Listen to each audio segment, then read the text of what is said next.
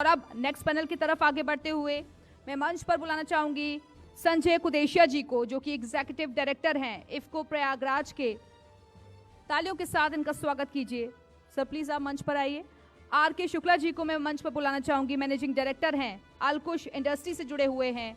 बहुत बहुत स्वागत है सर आपका भी। आर के शुक्ला जी आप भी प्लीज स्टेज पर आएँ। और अब मैं बुलाना चाहूंगी सुभाष चंद्र अग्रहरी जी को, जो कि डायरेक्टर हैं रामा कॉन्टिनेंटल के। बहुत बहुत स्वागत है आपका भी सर, आप भी प्लीज मंच पर आएँ। और हमारे सहयोगी जयप्रकाश प्लीज आप भी स्टेज पर आएँ। हम नेक्स्ट सेशन शुरू करते हैं।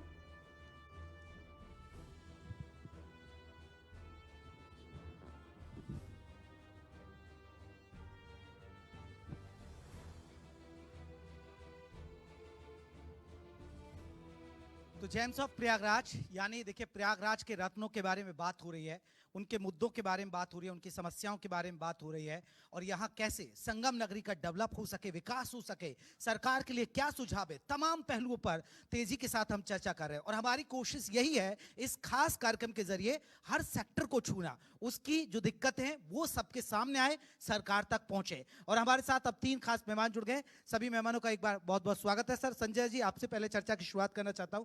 सर इफ्को की बात करें, इफ्को किसानों के लिए काम करती है, यूरिया ये सब चीजें, आपको लग रहा है कि जो सरकार कहती है किसानों के लिए वो चीजें आ रही हैं धरातल पर? सरकारें कहती हैं किसानों क्या है दोगुनी कर देंगे। मैं तो बचपन से ही सुनता आ रहा हूं किसानों क्या है हम दोगुनी कर देंगे, लेकिन वो दोगुनी कभी दिखती नहीं है, किसान परेशान ही रहता है। देखिए, ये एक समझने वाली चीज़ है। पहले तो मैं आप लोगों को धन्यवाद देता हूँ कि इस मंच से आपने ये बड़ा महत्वपूर्ण मुद्दा आपने उठाया।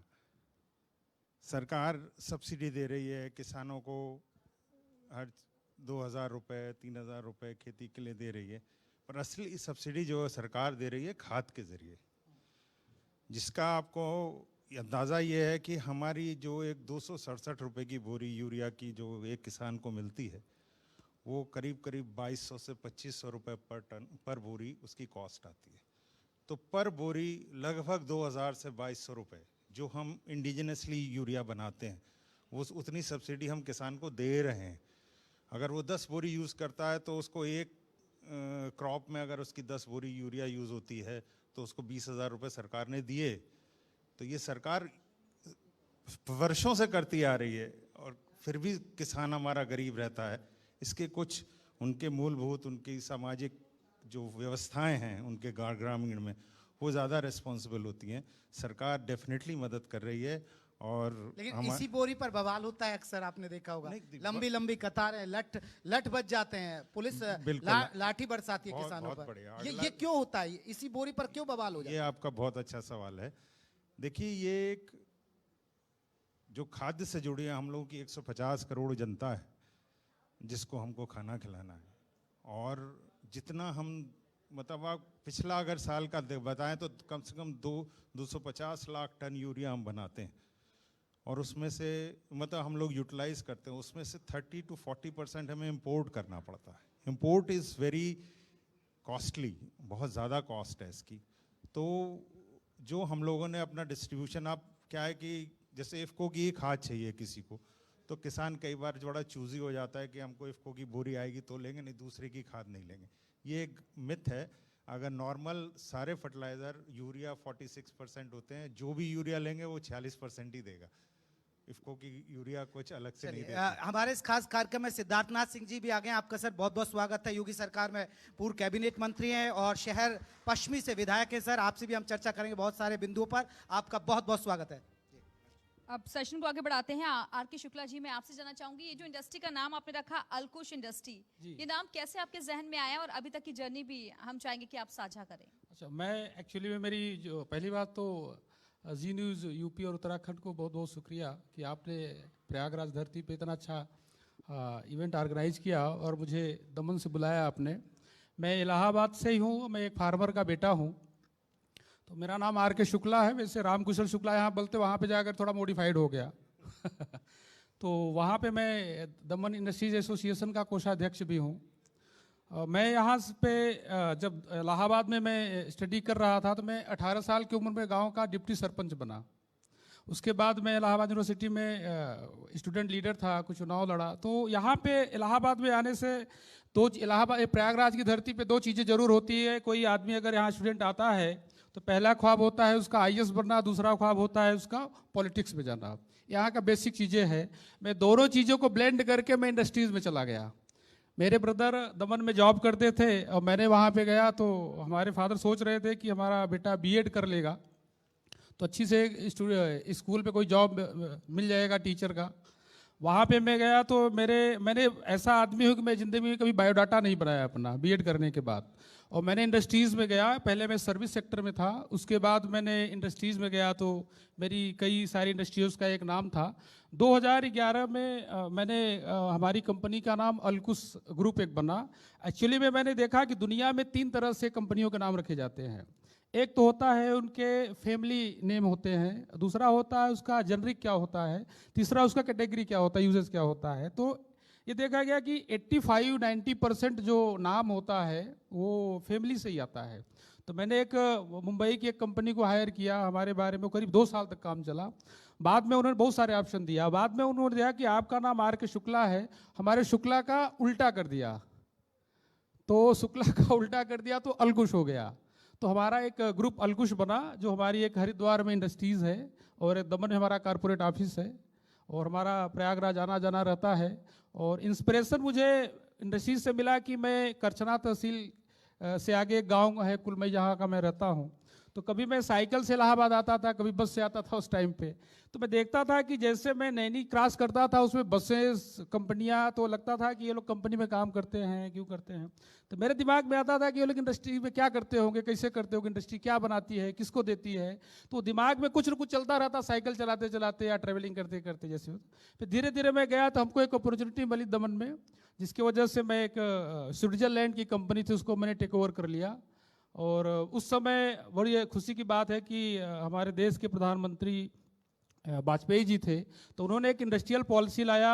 उसमें हिमाचल प्रदेश था और उत्तराखंड था, जहाँ पे उन्होंने किया कि टैक्स एग्जम्प्टेड जोन कर दिया उत्तराखंड को। और वहाँ पे एक सिडकुल करके तत्कालीन जो चीफ मिनिस्टर थे वहाँ के तिवारी जी, उन्होंने बनाया जो एशिया का सबसे अच्छा बिगेस्ट इंफ्रास्ट्रक्चर जोन बनाया। वहाँ पे हम लोगों ने प्लाटिंग करके दिया और मेरी बहुत अच्छे से फैक्ट्री चल रही है हरिद्वार में और दमन में, हम लोग एंजॉय कर रहे हैं। और बिल्कुल आज इस मंच पर भी हैं। जी थैंक यू, बिल्कुल। आप लोगों ने बुलाया और हम सुभाष जी स्पेशली हैं आपके हमारे लिए दमन साथ, से आया। रामा कॉन्टिनेंटल के डायरेक्टर है सर, बहुत बहुत धन्यवाद सर। आपकी छत के नीचे ये कार्यक्रम चल रहा है और देखिए आप होटल इंडस्ट्री से जुड़े हुए हैं, पेट्रोल पंप वगैरह भी आपके बहुत सारे हैं। होटल व्यवसायियों की अगर बात करें, क्योंकि संगम नगरी बहुत सारे श्रद्धालु, लाखों की तादाद में यहाँ पर श्रद्धालु पहुँचते हैं, होटल व्यवसायियों के लिए यहाँ एक यही श्रद्धालुओं के लिए होता है कि वो आए ज़्यादा से ज़्यादा। उनकी दिक्कत क्या है, होटल व्यापारियों की समस्याएं क्या हैं? सबसे पहले तो मैं आप लोगों को बहुत बहुत धन्यवाद देता हूं कि गेम्स ऑफ प्रयागराज जो आपने यहाँ आयोजित किया उसके लिए हृदय से आपको धन्यवाद देता हूं। और मैं आग्रह करना चाहता हूं, आपको भी सुझाव देना चाहता हूं कि जो होटल इंडस्ट्री की बात आपने करी, आज इस प्रयागराज शहर में हम 3 होटल चला रहे हैं। Hotel Ajay international, hotel Ravisha continental और होटल रामा कॉन्टिनेंटल में आप बैठे हुए हैं। आज होटल की इतनी ज़रूरत है यहाँ इलाहाबाद में, अभी भी कोई भी ब्रांडेड होटल यहाँ नहीं आया। उसका रीज़न ये है, जैसा अभी हमारे जितने भी प्रॉपर्टी से रिलेटेड इंडस्ट्रिस्ट बैठे थे, अभी उनकी मीटिंग हुई, ज़मीन इतनी महंगी और नान का, जैसे कि वो सारी ज़मीनें नजूल की ज़मीन। गवर्नमेंट इस बात पर ध्यान नहीं दे पा रही है, या जो भी रीजन है गवर्नमेंट प्राधिकरण का, कि वो ज़मीन मुहैया कराएं या ज़मीन को फ्री होल्ड करें। बड़े होटल की ज़रूरत है, कम से कम 200-250 रूम्स की होटल की ज़रूरत है। अभी 2025 में महाकुंभ लगने जा रहा है प्रयागराज में, और इतनी आज की डेट में भी होटल की मारामारी है रूम्स की। और आने वाले दिन में हमारे समझ नहीं आ रहा कि कैसे महाकुंभ को निपटाया जाएगा। अभी वाराणसी में हमारे लोकप्रिय प्रधानमंत्री जी ने टेंट सिटी का उद्घाटन किया और वहाँ से क्रूज चलाया गया। मैं तो कहता हूँ कि इलाहाबाद में भी टेंट सिटी का डेवलपमेंट कर दिया जाए। और नया ब्रिज जो बना है और पुराने ब्रिज के बीच गंगा उस पार दुनिया भर की ज़मीनें खाली हैं। नहीं तो लेकिन आपको नहीं लग रहा कि धार्मिक नगरियों का जिस तरीके से अभी जब से योगी सरकार आई है या केंद्र में मोदी सरकार है, उसके बाद डेवलप तेजी के साथ बढ़ा है। अब देखिए बनारस की स्थिति आप देखिए, वहाँ पर हॉट एयर बैलून की व्यवस्था हो रही है, टेंट सिटी हो रही है, तो धीरे धीरे संगम नगरी तक भी पहुंचेगा। नहीं, मेरा आशा यह है कि ये ठीक बात है, काशी मथुरा अयोध्या को डेवलप किया जा रहा है। प्रयागराज तो तीर्थों का राजा है प्रयागराज, प्रयागराज में अभी तीर्थ के नाम पर, धर्म के नाम पर हमें ऐसा नहीं लग रहा है कि बहुत ज़्यादा विकास किया जा रहा है। यहाँ आवश्यकता है, आवश्यकता इस बात की, एक तो हमें ये चाहिए कि जैसे अभी मेट्रो से कोई साहब थे बोल रहे थे, मेरा आग्रह है उनसे कि वो जो है कि जैसे हमारा इलाहाबाद जंक्शन स्टेशन है, रामबाग स्टेशन है, वहाँ से लेकर किला तक के ग्राउंड तक मेट्रो ट्रेन जो है, जो 2025 का अभी आ रहा है हमारा महाकुंभ, ये मेट्रो ट्रेन वहाँ तक इमीडिएट चालू करनी चाहिए, इसलिए कि हमारे लिए जो महाकुंभ आएगा उसका ट्रांसपोर्ट करना पैदल यानी यहाँ आप बहुत चाहते हैं कि टेढ़ा हो जाएगा। होटल इंडस्ट्री को बढ़ाया जाए और जो श्रद्धालु आते हैं, क्योंकि श्रद्धालु आएगा त्रिवेणी में अपना स्नान करेगा, नाव का लुत्फ उठाएगा, बोटिंग करेगा और चला जाएगा। आपको लग रहा है कि उसके लिए और कुछ ऐसे एडवेंचर्स या कुछ इस तरह की धार्मिक स्थली में चीजें बढ़नी चाहिए जो ज्यादा से ज्यादा वो रुक सके? हमारी धरोहर जैसे किला है यहाँ पर, किला इतना पुराना है, उस पर अभी तक गवर्नमेंट का कोई कार्य ऐसा नहीं हो रहा है जिससे ये प्रतीत हो जैसे कि बनारस में बाबा विश्वनाथ जी का मंदिर, भगवान राम का अयोध्या में मंदिर, माँ विंध्यवासिनी धाम में, हर जगह पर डेवलपमेंट कार्य हो रहा है, लेकिन यहाँ पर किला पर या प्रयागराज कहना संगम चाह रहे में हैं कि अभी और बेहतर अच्छे होटल्स बेहतर की की जरूरत आवश्यकता यहाँ। है, ठीक सख्त आवश्यकता है। दूसरा, हमारे वहाँ संगम तक पहुँचने के लिए यथाशीघ्र मेट्रो या जो भी ऐसी सुविधाएं दी जाएं कि लोग वहाँ तक पहुँच सकें। ठीक है। बहुत उस समय Connectivity आप लोगों कह रहे को हैं कि और ज्यादा विचलित आसान रहना पड़ता है और ट्रैफिक बहुत तरीके पर प्रॉब्लम में आ जाती है। होटल की इतनी ज़रूरत है यहाँ पर, आने वाले दिन में महाकुंभ में टेंट सिटी तो इमीडिएट घोषित करना चाहिए और वहाँ पर लैंड देना चाहिए जिससे टेंट सिटी डेवलप किया जा सके और आने वाले पर्यटकों को वहाँ पर स्थान मिल सके रुकने के लिए। ठीक है। संजय कुदेशिया जी, मैं आपसे जानना चाहूंगी कि क्या क्या नए डेवलपमेंट्स आप लोगों की तरफ से किए जा रहे हैं ताकि और ज्यादा कनेक्टिविटी फार्मर्स और इससे फायदा जो है सरकार को भी पहुंचे? देखिए, अभी इसको एक बहुत हमारे जो हम लोगों ने एक नया अपना प्रोडक्ट नैनो डेवलप किया है, हमारे जो मैनेजिंग डायरेक्टर हैं डॉक्टर US अवस्थी जी, उनके नेतृत्व में ये कार्य हो रहा है। तो जो हमारे प्रधानमंत्री जी, माननीय प्रधानमंत्री जी का जो सपना है आय दुगनी करने के लिए, उसके तरफ हमारा ये बड़ा महत्वपूर्ण कदम है। हम लोगों ने यूरिया जो 1960 में लॉन्च हुई थी और 64 तक एक्सेप्ट हुई, उसके बाद से यूरिया में कोई डेवलपमेंट नहीं हुआ। उसके प्रोसेस में हम लोग एनर्जी उसकी सेव कर लेते थे, कॉस्ट में हुआ, पर यूरिया के अलावा हमारे पास कोई और खाद नहीं थी। तो हमने उसका नैनो वर्जन लॉन्च किया है, नैनो यूरिया। उसमें हम लोगों ने 45 किलो की बोरी को इक्वलेंट टू ½ लीटर बॉटल में कन्वर्ट कर दिया, जिसका प्रचार प्रसार हमारे प्रधानमंत्री जी भी और डॉक्टर अमित शाह भी करते हैं।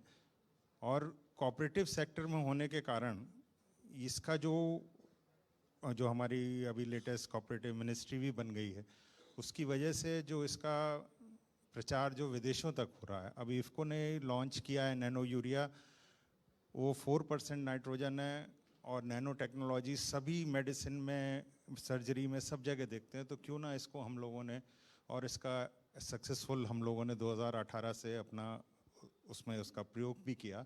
तो अभी हमें 2022 में FCO में, फर्टिलाइज़र कंट्रोल ऑर्डर में, नैनो यूरिया जुड़ गया है। और नैनो यूरिया की कॉस्ट बहुत कम है, 225 रुपये की बॉटल है एक, विदाउट सब्सिडी।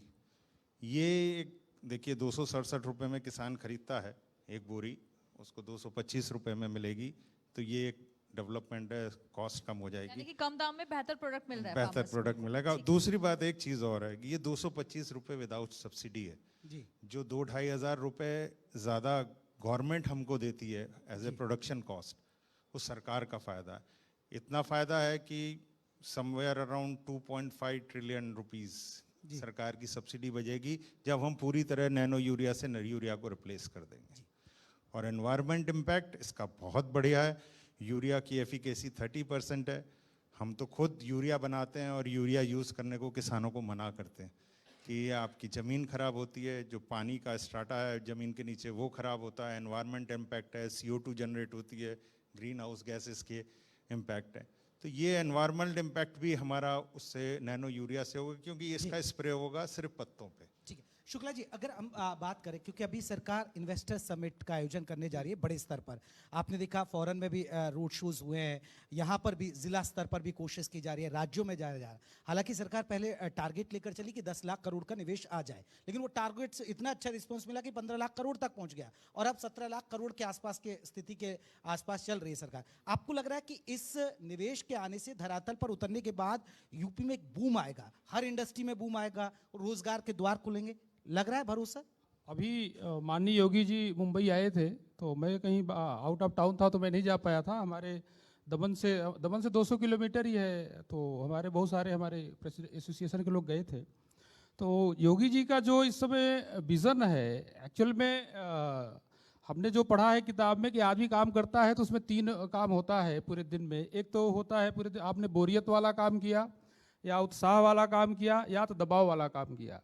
ये जो सरकार है बोल बोल के लोगों में इतना उत्साह क्रिएट कर दे रही है, बोल बोल के लिए इतना मोदी जी तो वहाँ गए, मुंबई में रोड शो किया, लेकिन उसकी जब हम लोग एसोसिएशन में बैठते हैं, इंडस्ट्रीज बैठे हैं, तो योगी जी आए हैं तो एक हमारे जौनपुर के फ्रेंड हैं, उनकी भी फैक्ट्री है, तो बोले यार शुक्ला जी अगर यही चीज़ 35 साल 30 साल पहले हो गया होता तो आज हमको यहाँ आने की क्या ज़रूरत थी। तो आज जो इंडस्ट्रियलाइजेशन की जो एक रेगुलेटर होता है, एक फैसिलिटेटर होता है। जो फैसिलिटेटर अगर अच्छा काम करेगा, रेगुलेटरी बॉडी अच्छा काम करेगी, जैसे यहाँ ब्यूटिफिकेशन है, इंफ्रास्ट्रक्चर है। यूपी आज पूरे इंडिया का हर 5वां आदमी उत्तर प्रदेश का होता है। इंडिया का सबसे बड़ा मार्केट उत्तर प्रदेश है। अगर कोई भी इंडस्ट्रीज लगाने के पहले कोई इन्वेस्टर 2 चीज़ देखता है, या तो यहाँ पे या तो पास में रॉ मटेरियल मिलता हो, या तो पास में मार्केट है। मार्केट उत्तर प्रदेश खुद है पूरे इंडिया का सबसे बड़ा। रॉ मटेरियल यहाँ पे जो फार्मर हैं या जो माइंस वगैरह हैं, जो उससे रिलेटेड जो प्रोडक्ट हैं लगेगा, तो यहाँ पे हमारा ट्रांसपोर्टेशन कम हो जाएगा, यहाँ पे हमारा मार्केट पास में हो जाएगा। और दूसरा मैं तो इस मंच से बोलना चाहता हूँ कि जब भी आंध्र प्रदेश के जो सीएम हैं उन्होंने एक बहुत अच्छा स्कीम लॉन्च किया कि जो SGST होती है स्टेट का 9%, उन्होंने वेव ऑफ कर दिया अगर वो प्रोडक्ट को उसी स्टेट बेचते हो।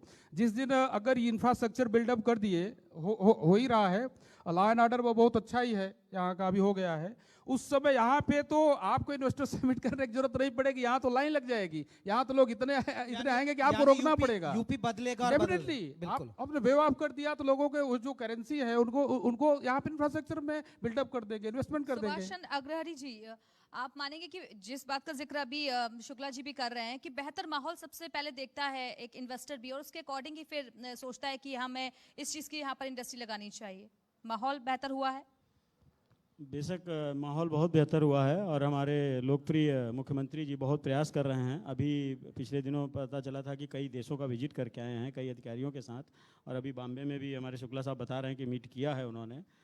हमारा आग्रह है कि इस मंच के माध्यम से कि माननीय मुख्यमंत्री जी, जो जैसे कहावत कही गई है गाँव में कि घर के देवता ललाएं बाहर के पूजा पाएं, तो हमारे जो उत्तर प्रदेश में लोग इंडस्ट्रियलिस्ट हैं ऑलरेडी, उनकी भी सुविधाओं का ध्यान रखना चाहिए। बाहर से तो 10 लाख 15 लाख 17 लाख 20 लाख 50 लाख करोड़ रुपए आ जाएगा, और लोग करेंगे, उनको सारी सुविधाएं आप देने के लिए तैयार हैं। फ्री में ज़मीन स्टैम्प ड्यूटी भी जम्स कर रहे हैं, ज़मीन की कास्ट भी कम कर रहे हैं, फ्री होल्ड भी करेंगे। तो जो हमारे ऑलरेडी उद्योग यहाँ तो अभी प्रयागराज में अभी किया ना सबमिट, अभी डिस्ट्रिक्ट स्तर किया पे तो, लेकिन जो हमारे उद्योग चल रहे हैं, हमारा आग्रह है कि ग्रामीण क्षेत्रों में, ग्रामीण क्षेत्र में छोटे छोटे स्तर पर इसको बढ़ाया जाए। बैंकर्स से ये कहा जाए कि उनको लिमिट दी जाए, रेट ऑफ इंटरेस्ट कम किया जाए। बड़े इंडस्ट्रिस्टों को रेट ऑफ कम इंटरेस्ट पे दिया जाता है पैसा, छोटे इंडस्ट्रिस्टों को ज़्यादा रेट ऑफ इंटरेस्ट पे दिया जाता है, और जबकि उनको मिलना चाहिए कम रेट पर, जैसे कि वो छोटे छोटे उद्योग लगा करके वहाँ वहीं पर रोजगार मिले। और उनकी ज़मीनें, अब हमने व्यावसायिक ज़मीन रजिस्ट्री करा ली और व्यावसायिक स्टैम्प ड्यूटी पे कर दी, उसके बाद धारा 80 में भी घोषित कराओ उसको। 143 पहले था, अब धारा 80 हो गया। मतलब क्या, जब हम व्यावसायिक करार में उसको रजिस्ट्री करा ली, उसका स्टैम्प ड्यूटी दे दिए, तो इस धारा में अब कराने की जरूरत कहाँ है। बैंक कहता है कि उसको पहले 143 कराइए या ATG में इसको घोषित कराइए। तो ये सब चीज़ें गवर्नमेंट को स्थानीय स्तर पर, ग्रामीण स्तर पर वेव करना चाहिए, जिससे कि लोग हर जगह रोजगार का बढ़ोतरी हो सके। और उत्तर प्रदेश में जब तक रोजगार नहीं बढ़ेगा, हर शहरों में अगर रोजगार बढ़ेगा तो शहर और कंजस्टेड हो जाएंगे, और कंजस्टेड होते जा रहे हैं पर दिन। हर आदमी शहर की तरफ ही भाग रहा है, ग्रामीण को कब बढ़ावा मिलेगा। तो इसलिए मेरा आग्रह है कि ग्रामीण क्षेत्रों को बढ़ावा मिले और कम रेट ऑफ इंटरेस्ट पर ग्रामीणों को रोजगार करने के लिए अवसर प्राप्त कराया जाए। चलिए, बहुत बहुत शुक्रिया, आपने बहुत तमाम बिंदुओं पर हमसे बात की। बहुत बहुत शुक्रिया सर, आपने कई चर्चाएं रखी। और देखिए, हमारी कोशिश है कि इसी मंच से सरकार तक ये आपकी बातें पहुंचे, जिससे समाधान हो और सरकार को अच्छे अच्छे आप लोगों से सुझाव मिल सके। बहुत बहुत शुक्रिया सर। Thank you. और हम कार्यक्रम में आगे बढ़े उससे पहले एक बार फिर से आपको उन सहयोगियों के बारे में बता देते हैं जो कि आज के हमारे कार्यक्रम में सहयोग निभाते हुए नजर आए हैं। United university, ASM developers, Vinayak infrabuilt, IFFCO, D Kumar developers, consto natura, Sangam real estate, hotel Rama continental, Chitravansham group, Ghatna Chakra, doctor Akhtar Rizvi college, Abhiyan buildcon, Prayagraj hospital, Alkush industries, Sherwani industrial, BBS institute of paramedical and allied sciences, RD advertising, Amber TMT, Bhola Indish spices, PC jewellers, Arogyavaram hospital, Saraswati motors, Ghanshyam group of institutions, Shakti अलमीरा, Vinita hospital, Sam Higginbottom university of agriculture technology and sciences. तो ये हमारे वो तमाम सहयोगी जिनकी वजह से आज हम कार्यक्रम कर रहे हैं और इस